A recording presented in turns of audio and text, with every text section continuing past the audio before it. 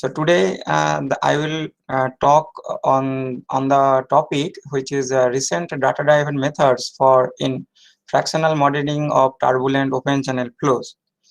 My research area is actually on the sediment distribution modeling of the turbulent flows. So the lecture will be in the two folds. In the first part, we'll introduce what are the data-driven existing models which are available in this field, and what are the recent trends or recent new developments on these models. And apart from that, there is from the traditional modeling techniques, there are another interesting modeling techniques is also coming up, which is known as a fractional modeling techniques in turbulent flows. So we'll also look into this, and we also discuss what are the data-driven methods for the fractional modeling also. So this is the outline of my presentation. So I will first introduce what is the because the many of you are belongs to computer science background. So initially with some slides we will discuss what is the problem or what is the physical problem we are talking about, and then the methods of the belongs to the neural network. So basically here we will introduce a new kind of neural network which is called as a physics informed neural network. So this is developed on the technique of neural network, and it is also physics informed. So then we use another concept which is called as automatic differentiation, and after that we will use what is the terminology which is called as a fractional modeling. So this fractional modeling, this actually depends on fractional integrals and fractional derivatives. So we'll introduce it in a little bit, and after that what are the new techniques to solve such kind of fractional modeling problems, which is called as a non-local PINN, physics informed neural network. Okay, so the first question is that what is the turbulent flow? So basically the fluid flows in either nature or in anywhere. It can be broadly classified into two categories. One is called the laminar flow, another is called a turbulent flow. So Osborne Reynolds first done an experiment to distinguish this type of two flows. So, and how we distinguish this type of two flows, he developed a non-dimensional number which is called as a Reynolds number. And if the Reynolds number is less than some critical value, the flow is called as a laminar. And if the Reynolds number exceeds that a certain value, it is called as a turbulent flow. In a very simple pictorial representation, if you look into this picture, in a laminar flow, the main characteristic is that there is no fluctuation and the fluid are actually flowing in a layer to layer basis. Whereas in a turbulent flow, due to the high flow velocity, the fluid particles, they started random vertical mixing, and total flow situation becomes an chaotic and very random in a sense. So that is called as a turbulent flow. Most of the flows in natural rivers in nature, you see, it is actually belongs to the turbulent flow regime.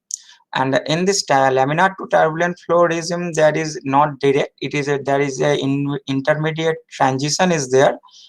In between that, the flow maintain both the structures, and then it develops the turbulent flow structure. In case of any pipe flow, if the Reynolds number is less than 2000, we call it as a laminar flow. And in between 2000 to 4000, the value of Reynolds number, it is called as a transitional flow. And if the Reynolds number is higher than 4000, the flow is called as a turbulent. So the main problem of turbulent flow is that since it is very irregular and it gives random irregular fluctuations, so to measure something in the turbulent flow, either in an experimental way or using some theoretical equation, it is very difficult.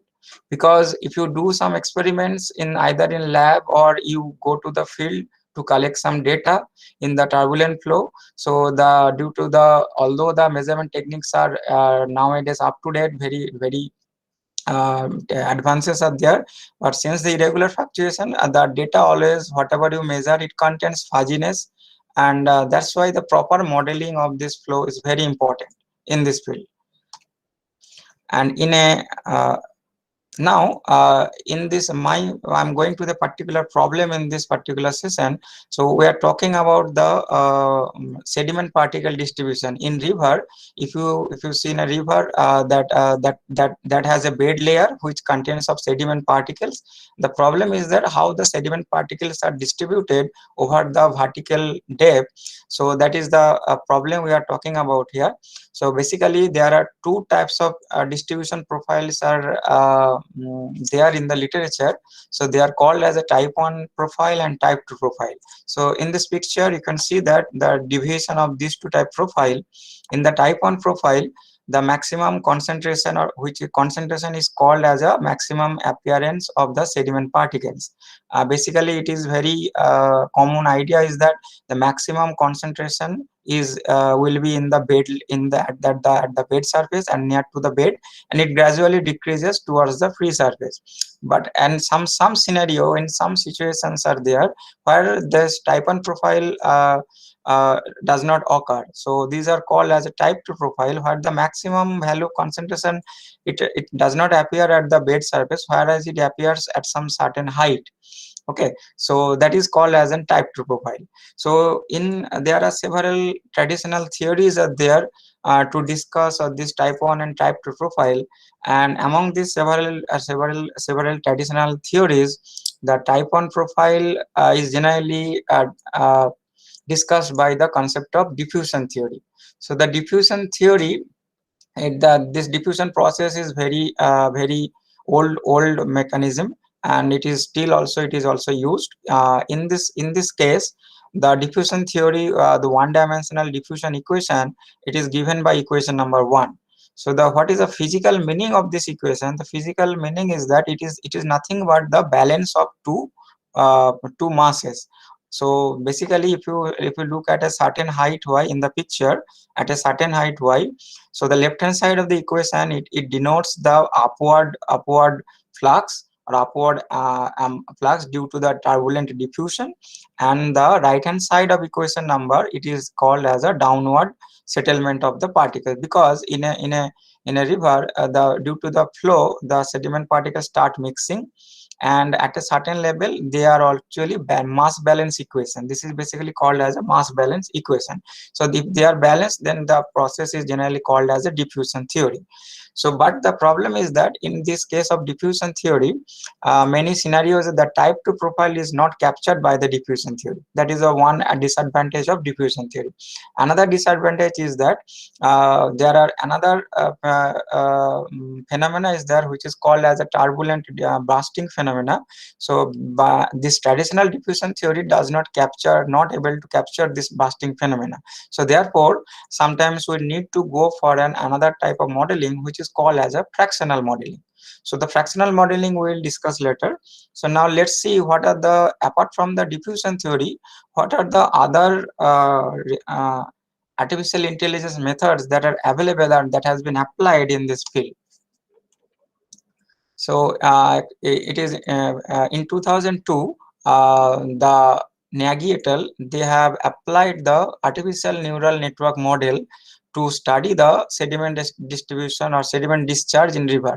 What is the sediment discharge? Sediment discharge is generally defined as the amount of sediments which are discharged at a particular location of a river at some unit time. This is the amount of sediments. This is called as a sediment discharge. So they have used this artificial network method to study this sediment discharge problem. And in this particular problem, they have used the feed-forward multi-layer network. So the architecture of this network is presented in the left-hand side, left panel of this figure. So it has some certain n number of input layers, and all the input layers there are certain number of multiple hidden layers are there, and there is only one output layer. So the output patterns are called as a O1, O2, OM, and inputs, there are total n number of inputs.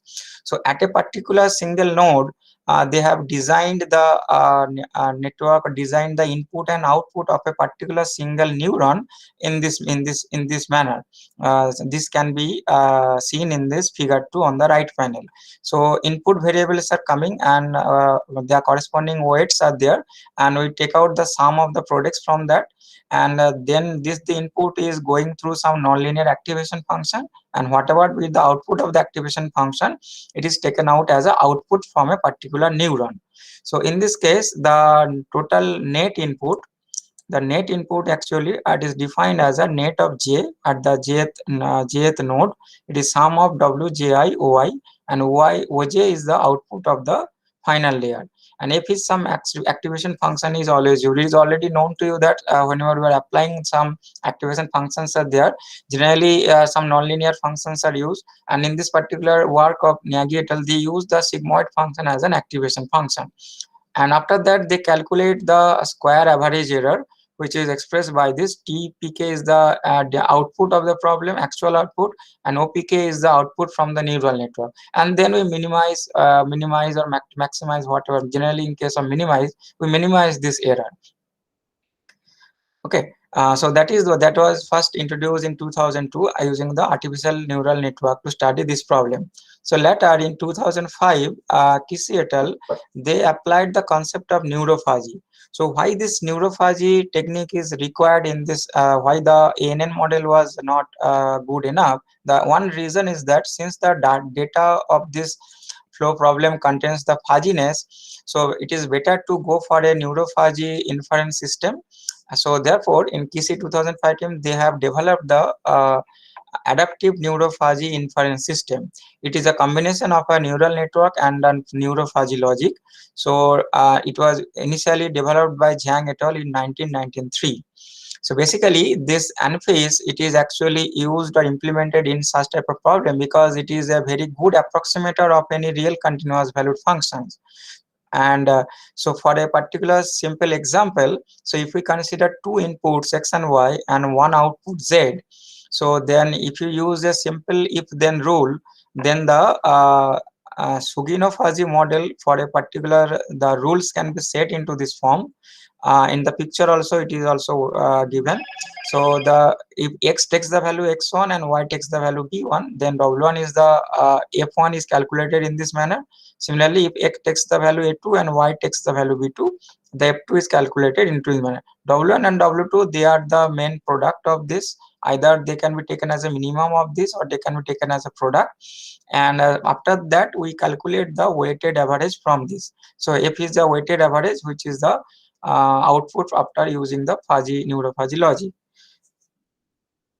So here is the schematic diagram of this ANFIS architecture. So in there are several layers are there. In the layer one, they are the input layers where the fuzzy logic or fuzzy implemented variables are present.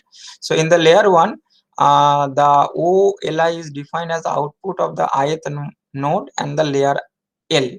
So then in the layer one, we generally define the AI function and BI minus 2. They are called actually the membership functions, which comes from the for the neurology application. Generally, they have used the general Bell function because it's a triangular type picture is there. So they have used the Bell function for this. And in the second layer, it is generally denoted by the product symbol. So we make the product of the incoming symbol from the layer one by this rule. And in the layer 3 we find out the relative weight of the corresponding weight wi in this by this wi by w1 plus w2. Then in the layer 4, corresponding to each variable x and y, we multiply it from the output of the previous layer w1 bar and w2 bar with the function fi. And finally the output in the fifth layer is obtained by taking the sum of all the incoming from the previous layer by this weighted sum. So this is the technique for developing the ANFI structure for studying the sediment discharge problem into this. Apart from these two methods, there are other methods are also has been developed. In 2007, Zhu et al, they have used the artificial neural network model to study the suspended load in Yangtze River, China. In 2013, Najab Zahed and Azamutullah, they have used another different technique, which is called as a group method for data handling. So this method is also useful in the sense that if the physical process or the model contains a large number of parameters, it helps us to reduce the number of parameters which are not that much significant. And so this was actually done in 2017 by Karbasi and Azamutullah. In 2019, recently, Moradi and Khan et al. They have also used this NPS model and artificial neural model to study some river problems. So the main from this conclusion from this literature, the main conclusion we can find is that so the ANN or neural network model can be used for the study of this problem. Another thing is that to train, another important feature of the applying the neural network is that to train the network. So to train the network, you also need some good amount of data, existing data. And in the scenario where the data points are very less, so then sometimes if you use to if we are try to apply the neural network model, so the model cannot be trained in a very good manner. So how to overcome this problem? To overcome this problem is that since if you are trying to apply it with some physical or realistic problems, so there are some physics inherent in these models. So why we not use this physics to implement the neural network model? So actually, to answer this question, uh, Carnier Disk and his co-researcher team, the paper was published by Pang et al. In 2019. They incorporate all this underlying physics in a neural network, and they have developed a new model which is called as a physics informed neural network. This physics informed neural network is basically based on the deep neural network technique, and which is work as an universal approximator. And in this work, and they have used some given examples, and they have also shown that this physics informed neural network is very flexible to solve the differential equation, to solve the physical problems. So here, to understand the physics informed neural network, we take a particular example. So we take an example of a one-dimensional diffusion equation. So in one-dimensional unsteady condition, the diffusion equation is actually expressed by this del u del t. U is the unknown function of two variable. One is the x variable, another is t variable. T is the time scale here, and it is the right hand side del square u del x square, and some function is there. X takes the value from the domain 0 1, and t is the time which is initially scaled as 0 to 1. So there are two initial conditions. One initial condition is there that at time t equal to 0, the value of the function is gx, and when at the boundary x equal to 0 and 1, it has the zero boundary conditions. So to study this model using the concept of physics informed neural network, so we assume that u tilde is the approximate solution. Okay, so then we can set this u tilde into three different manners. So since there are initial and boundary conditions are there, we have to, if you try to solve this problem by using a neural network, we have to take care about also the initial conditions as well as the boundary conditions, such that the neural network has to be trained using these informations, and the output of the neural network must also satisfy these informations. So therefore, the approximation of this u tilde can be made in different manners. So in the first, in a straightforward manner, is that we can take the approximate value as the output of the neural network. UNN, it denotes the output from the neural network. X and t and mu is the parameter which generally consist of weights or bias functions of the to train the neural network. And secondly, we can assume that the u tilde as a rho x into the output of the neural network model. So what is this rho x function? Rho x is a pre-selected function. It satisfies the condition that rho 0 and rho 1 equal to 0. So why it is required, if you approximate this u tilde into this manner, the advantage is that this approximation or this approximate solution u tilde, it satisfies automatically the boundary conditions, because rho equal to 0, then u tilde is 0, that is the, and rho 1 is 0, it is again u tilde is 0 at the two boundaries x equal to 0 and x equal to 1. So that is the another advantage. Further also, in the third case, we can also take the use of this gx function initial condition, and we can approximate the u tilde into this manner as an approximation function. So here it is t into rho x into unn, output of the neural network, plus gx, where the rho function satisfies the previous two conditions. Here you can see that when the time equal to 0, then the approximate solution matches to the gx, which is the initial condition, and it also satisfies the boundary condition. So u tilde is approximated in this manner such that it satisfies the initial as well as the boundary conditions. Okay, and here is a simple diagram of this neural network. Nothing is new here. All the things of the neural network is already is actually implemented. So this is example is taken only for the illustration. Suppose in this simple neural network there is a one input layer, another one output layer, and only one hidden layer that consists of three neurons. Okay, and x1, x2, x3, they are the inputs of these neurons, each neurons, and y1, y2, y3, they are the outputs of the neuron. Phi is an activation function. The x1, x2, x3, they are the inputs in this hidden layer. They are calculated in this manner by corresponding weight function and the biases, where x and t are the main input variables.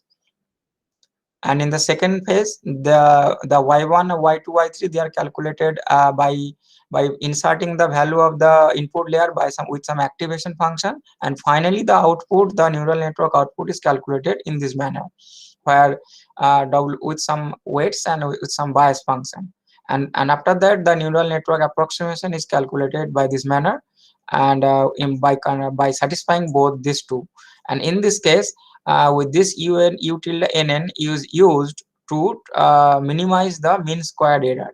So here is the mu parameter. Mu parameter is basically consist of weights, how many weights are there into the network, and how many bias points we are using corresponding to each neurons. So this weight is minimized corresponding to the vector mu over here. So basically this is the technique. If you look the what is the extra advantage over here, the extra advantage is that if you look into the minimization function. So minimization function, when you are calculating, we are actually looking into the values, this equation, these values of the function with respect to the given governing equation.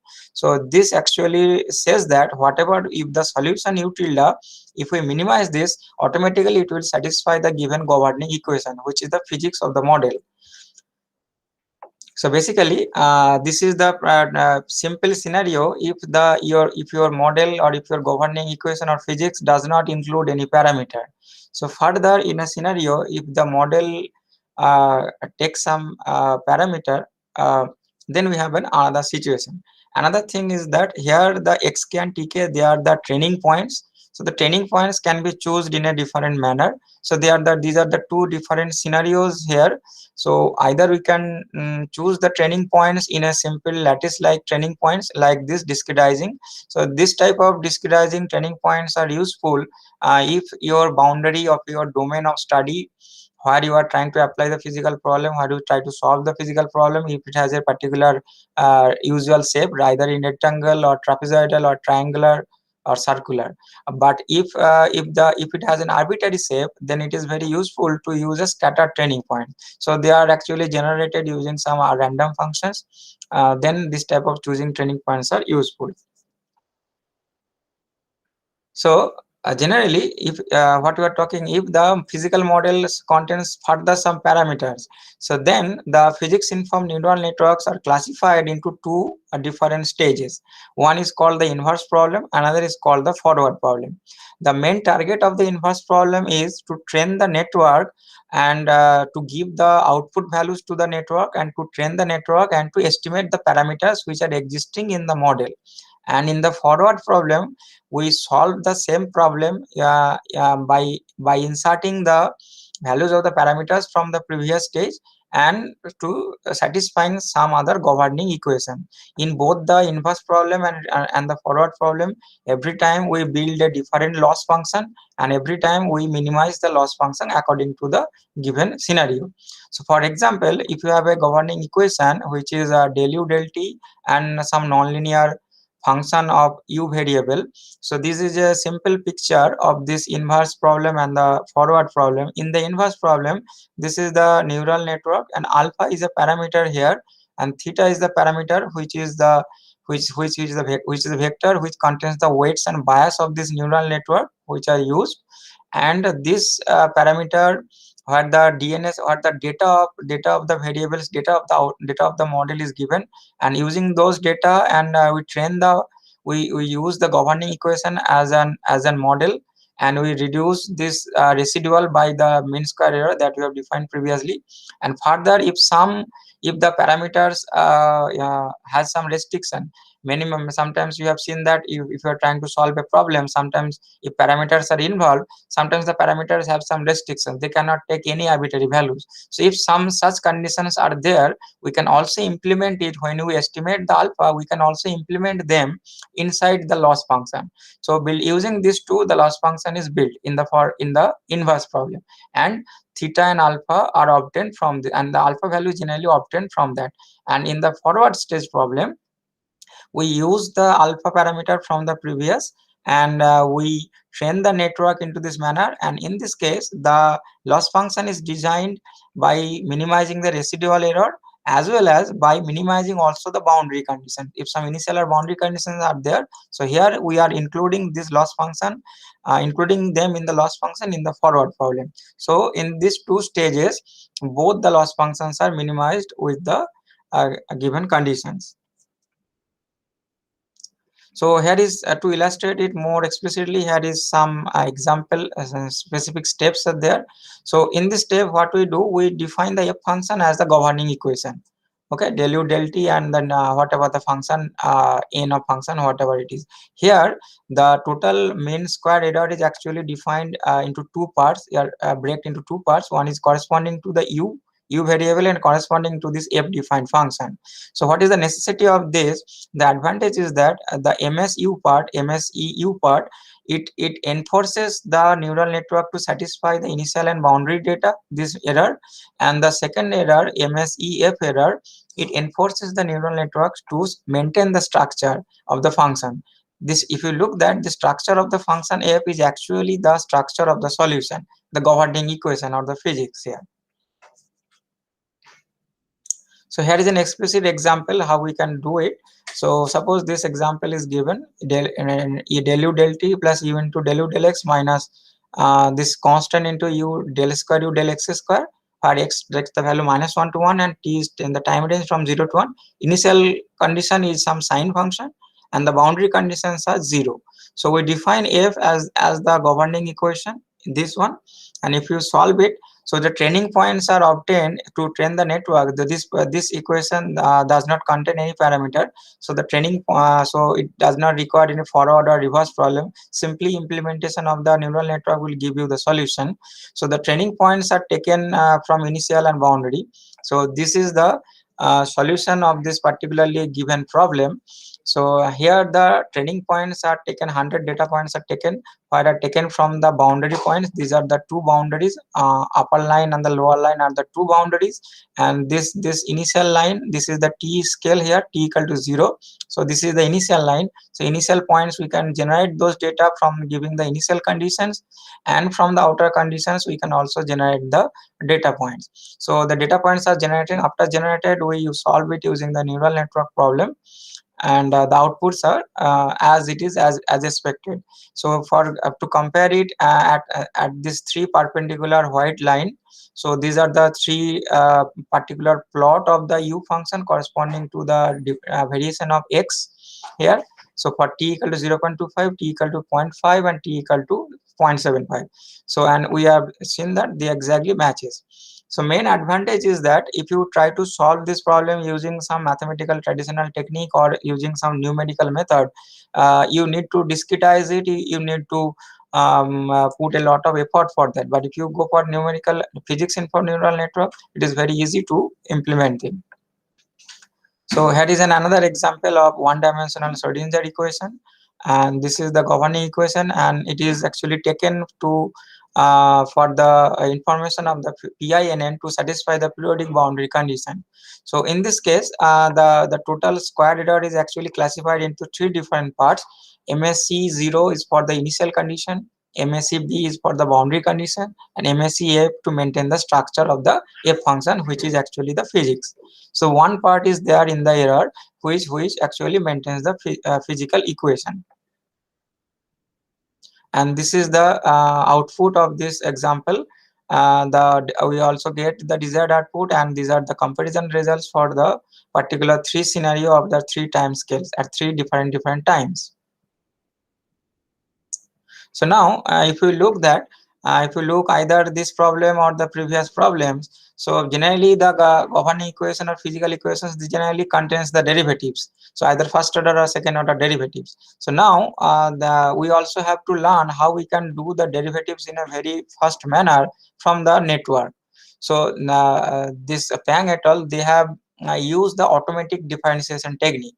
This automatic differentiation, it is also called as a algorithmic differentiation, although it gives the numerical values, but it is totally different from the numerical differentiation techniques. So here we will give some idea, we will discuss on example what is an automatic differentiation and what are the different types of automatic differentiation. If you look into this diagram, suppose you have an recurrence function where fx function is the L4, it is required, and suppose the derivative of the fx functions are to be calculated. So it can be calculated in different modes. Either you can calculate it by a symbolic differentiation mode, you can calculate it by using the numerical differentiation mode, or you can calculate it using the automatic differentiation mode. So if you go for a manual differentiation or the symbolic differentiation, you can write the coding as a output as a f dash function. You can calculate it by hand and you can implement it in a program. So you can calculate it in this manner. So it is called as a symbolic differentiation, and you can use it in a program. So what is the numerical differentiation? Numerical differentiation technique is that they are basically depends on the difference approximation, forward difference, backward difference, or central difference. So basically it is the formula f of x plus h minus fx divided by h. So it is also give you as a function value is there. You can easily calculate this value and you can get a value. And if you go for a automatic differentiation, you have to code it into in this manner. So generally, this automatic differentiation, it contains two stages. We can calculate them in either in a forward mode or in a reverse mode. So what is this forward and reverse mode? So here, before going to the forward and reverse mode, there is some notations we are using for this. So here we denote vi minus n as a initial input variables, okay, and vi as the intermediate variables for working purposes, and ym minus y as the output variables. So let's take an example to discuss it. Suppose you have a function f of x1 x2. X1 x2 are two independent variables, and it is a function of several variable. It is a log of x1 plus x1 x2 minus sine of x2. And suppose we want to calculate del f by del x1. Okay, so to del f by del x1, we can, there are many ways. So here we will first illustrate it with an forward mode, then we go discuss into a backward mode. So if you try to implement this function into an picture diagram, so here v minus 1 is the x1 variable, v naught is the x2 variable.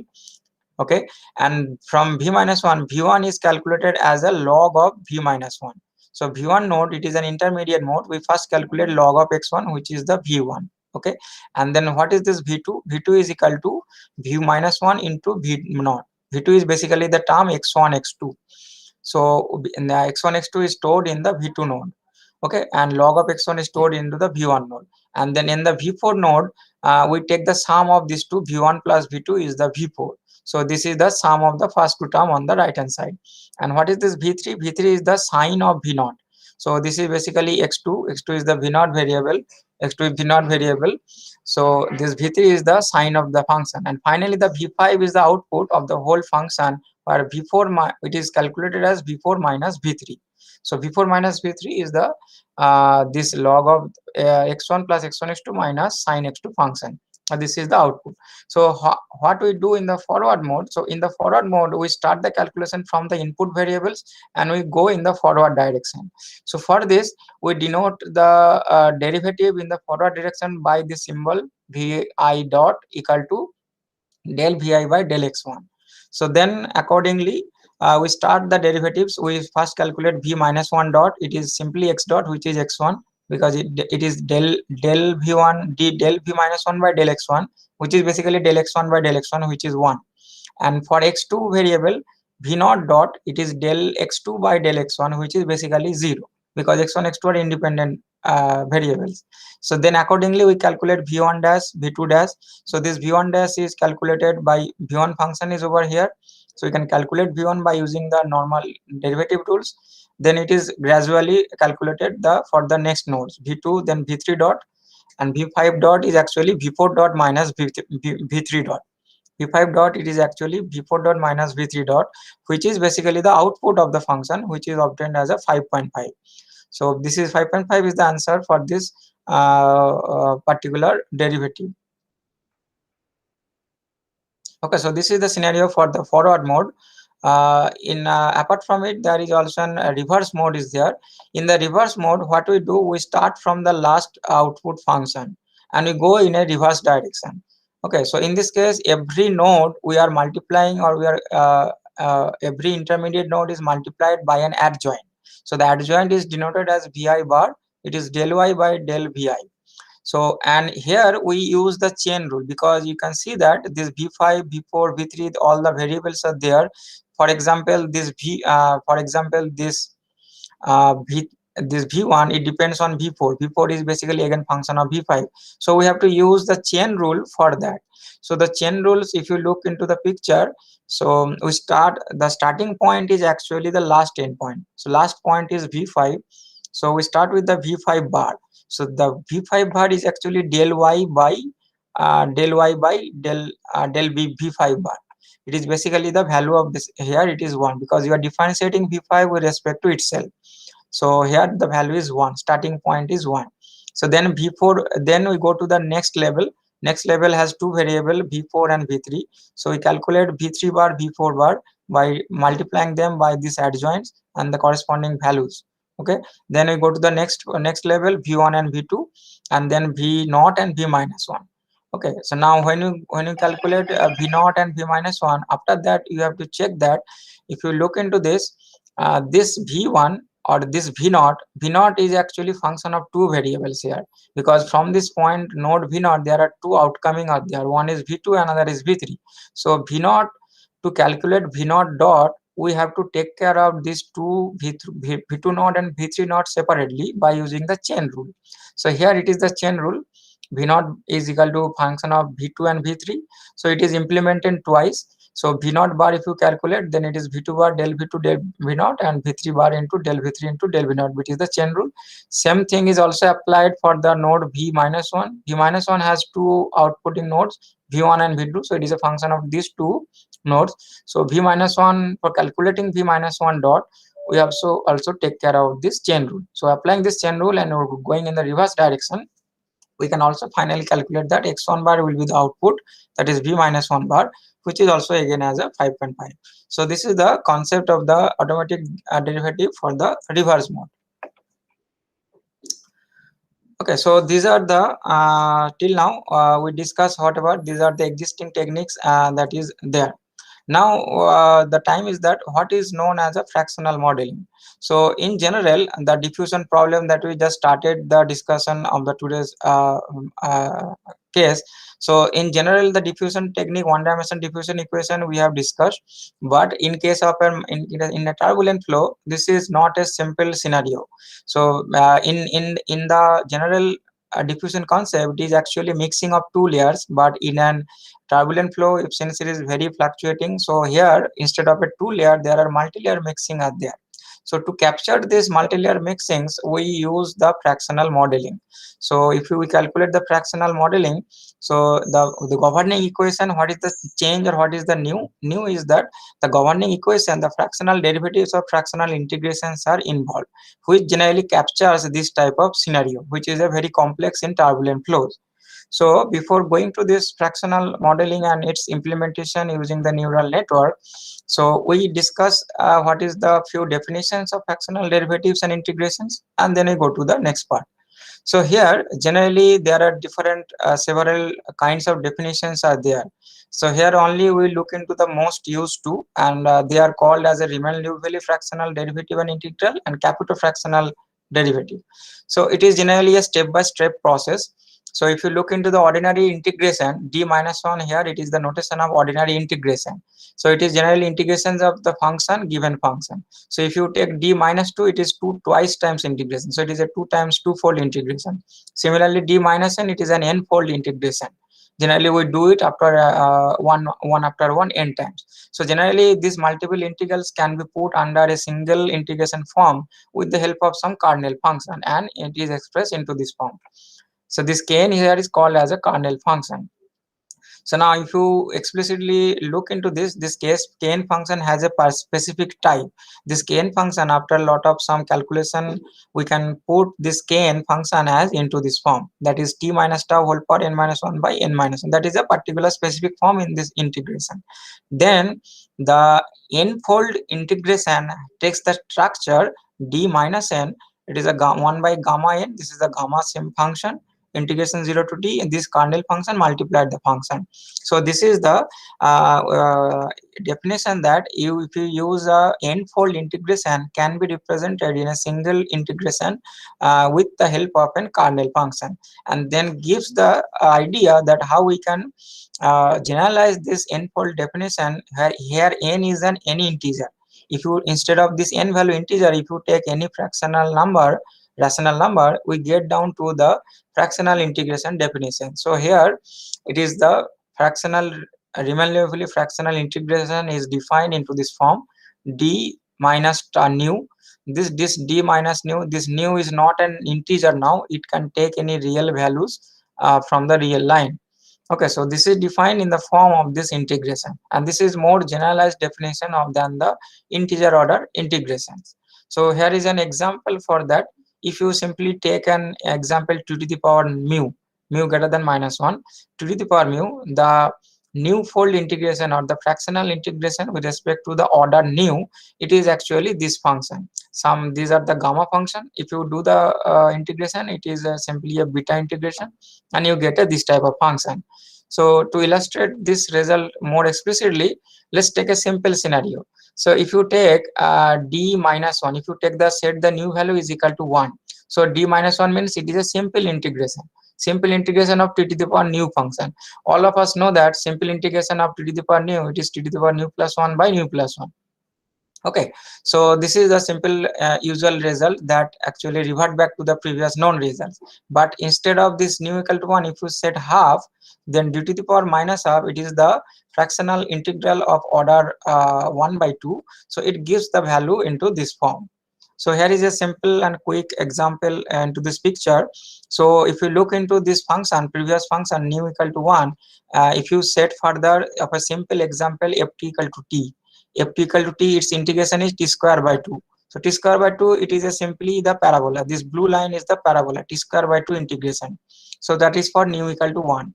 If you set nu equal to half, 1 by 3, 1 by 4, 1 by 5, accordingly the derivatives are, sorry, the fractional integration are actually follows by this curve. So if this is the value for nu 1, this is the value for nu 1 by 2, 1 by 3. So you can check that. So we are getting different other results where the integration is done in a fractional mode. Okay, so similarly, using this definition of fractional integral, fractional derivatives are also there. So the fractional derivative of order mu, it is generally defined into this definition. It is a derivative of mth order into integration of minus nu order. So basically, better if you look into the last equation, you will understand.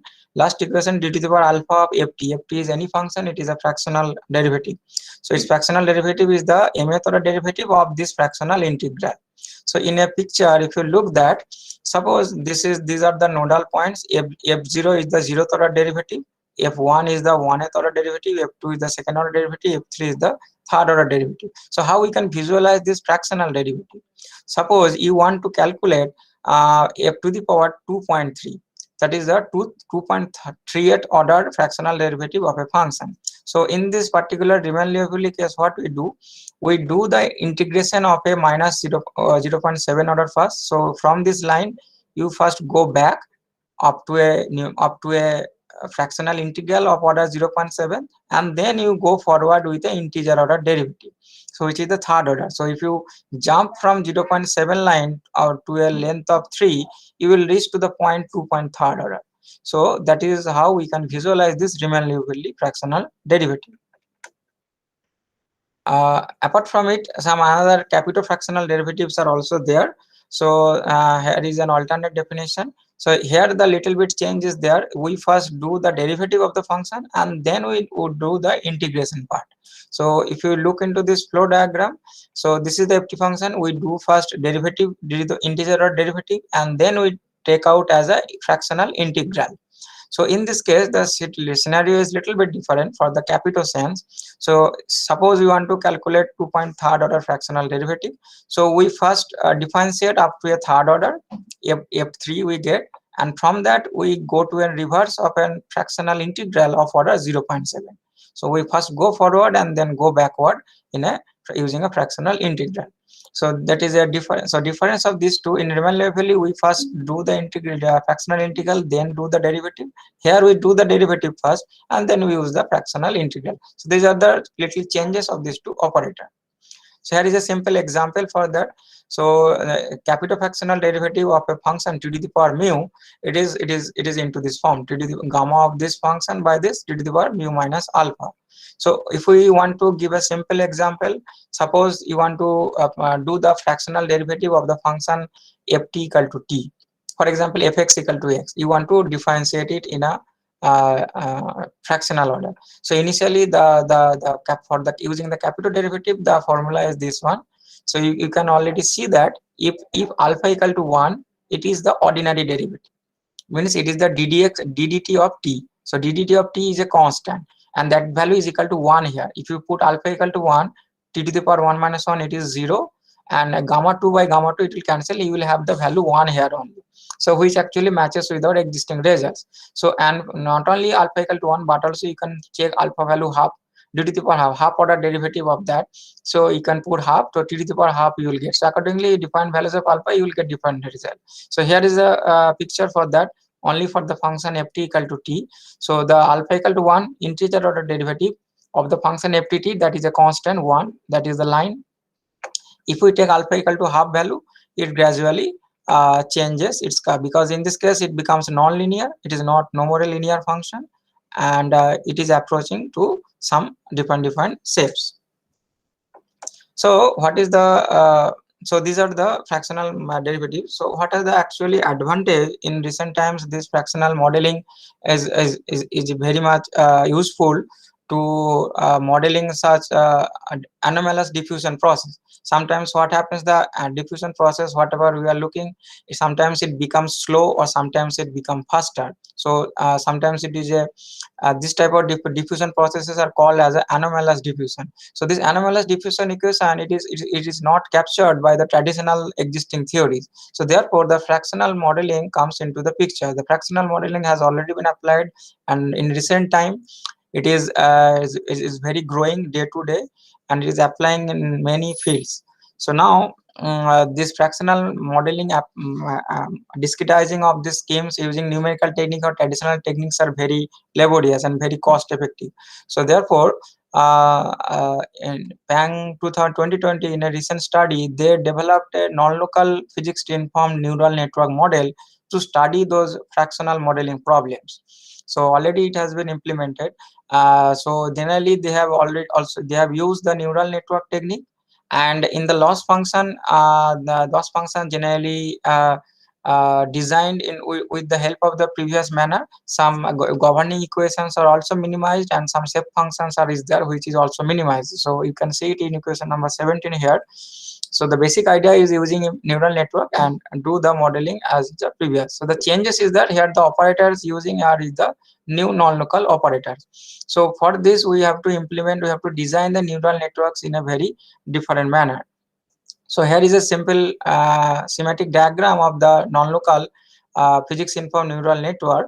So the whatever the neural network is there, it is a multi-layered deep neural network, and from this we design the loss function with the help of the governing equation, and by observed value, by minimizing the observed function.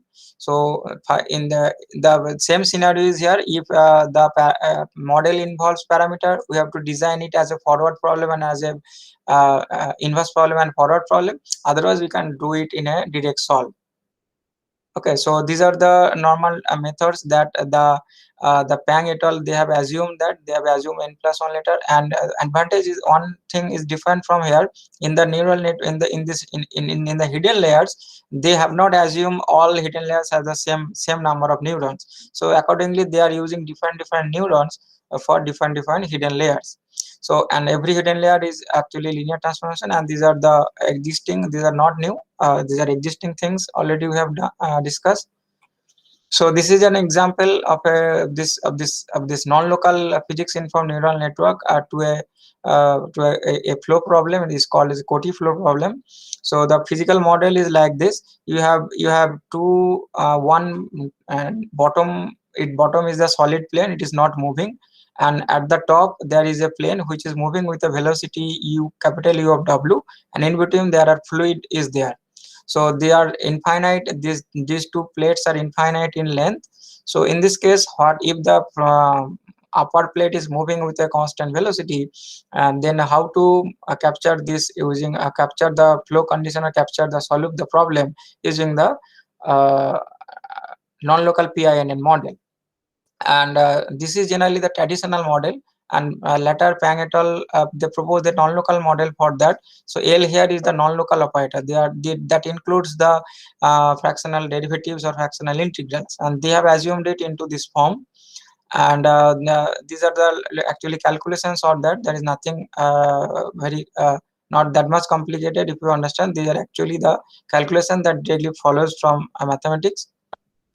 And here it is the symmetric diagram that for the forward and backward both the problem.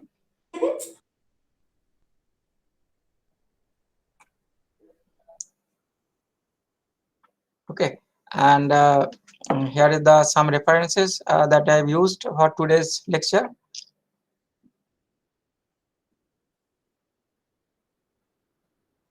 Okay, thank you for your attention.